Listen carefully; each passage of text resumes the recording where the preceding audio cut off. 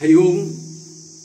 आपण क्षेत्र माहुली परत संगम माहुली या ठिकाणी अलीकडच्या बाजूला पाटखच्या इथे आलेलो आहोत आणि पाटखच्या इथं आल्यानंतर ह्या पाटखच्या तिथे एक संगमेश्वर मंदिर स्कंद पुराणातील उल्लेख केलेला एक मंदिर आहे.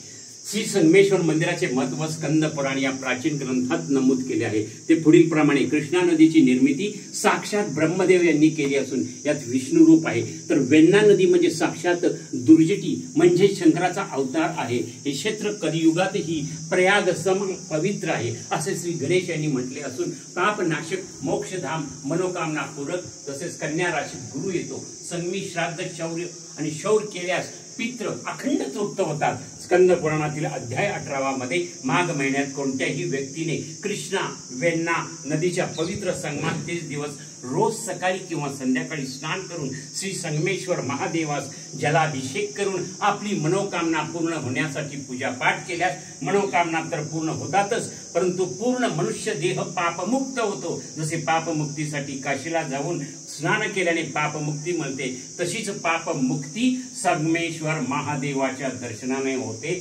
हरिओम शंभो.